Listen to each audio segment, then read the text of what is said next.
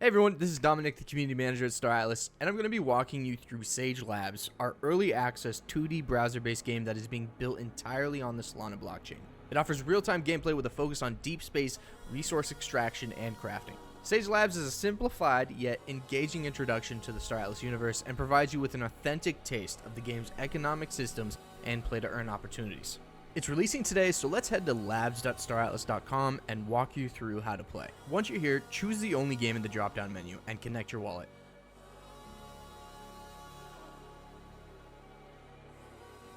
Now that we've connected our wallet, we'll need to create a character, which will ask you for your faction and the name that you want. Alright, we're in. You're looking at the Sage Labs dashboard. This is where you'll find a map of the Galley Expanse, sectors to explore, and an overview of what your assets are doing. At the top of the dashboard, you'll also find your Atlas balance and something we're calling Atlas Prime. Atlas Prime is a solution we created so you can pay for Solana fees directly in Atlas. By default, this is enabled, but you can disable it by hitting the cog wheel. Now that we've gone over the dashboard, it's time for us to head to our faction central space station. The central space station for your faction, or Oni 1, Mud 1, or Rooster 1, are your starting zones because they're the only starbase you can deposit assets from your wallet into. I'm Oni, so I'm going to head to Oni 1 now. The first thing we need to do at our central space station is deposit ships. So click on the deposit or withdraw ships, and you should see the ships that you have in your wallet that are ready to be transferred to your central space station. I'm going to deposit a Calico Compact Hero and a Pierce X4.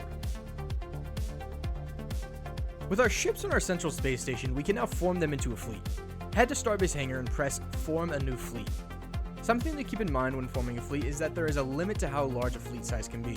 The larger the ship, the more fleet space usage it adds, so just make sure it doesn't surpass that limit. You can also name your fleet whatever you'd like at the top of the Form a New Fleet page. Once you select your ships and name your fleet, press Form New Fleet, and you're good to go. We now have our ships deposited and formed into a fleet. Before we leave the central space station, we need to fill our fleet with resources like fuel, ammunition, food, and toolkits. Head to my inventory and, similar to depositing ships, simply input an amount to transfer for each resource. If you don't own any resources, you can acquire them at play.staratlas.com. Start by transferring them into the central space station, and once done, send them directly into the fleet you just created. Important note here is to fill and keep track of your fleet's resource consumption. If you find yourself in the Galley Expanse with no fuel, you'll need to self-destruct and respawn your ships at your central space station. You'll also lose all the resources in your cargo. Losing your hard-earned resources is something no one wants to go through, so keep track. Our fleet is set up, fueled, and ready to go out into the Galley Expanse. The very last thing to do before setting out is to strategize. In Sage Labs, you can craft incredible Star Atlas loot like ships, land, and golden tickets. So make sure you look at what you want to craft in a Starbase's Starbase Crafting Workshop tab and find out what resources you need to obtain that item. Once you know what resources you need, view the sectors in your faction and look at what resources a sector has in the Mining Operations tab of each sector. So we've imported our ships, we've created our fleet, filled our fleet with resources, and we've made a plan. Now it's time to set out. In your Starbase Hangar, click on your fleet and press Undock. Once that's done, head to Undocked Fleets to see your fleets. Press the Manage Fleet button and you'll be greeted with a map of yellow symbols that represent other sectors. Click on your desired sector or tile and press Warp to travel there. This costs fuel, so remember to keep track of how your fuel is looking. Once you press Warp, you can see your fleet move in real time on the blockchain at your dashboard. Alright, so we've arrived at a new sector. Let's exit the warp for our arriving fleet by clicking Go to Asset Location on that fleet on the dashboard. Once you're there, click Exit Warp.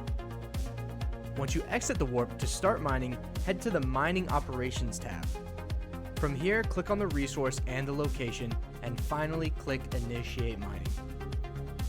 Your fleet should start mining using food as the resource to do so.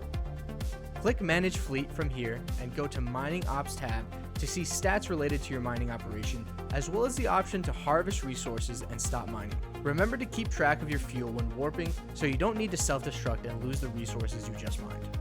The last thing that's incredibly important in your crafting journey is something called a Survey Data Unit.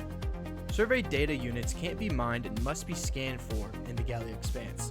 To To scan for them, click on Manage Fleet for an undocked fleet you'd like to scan with.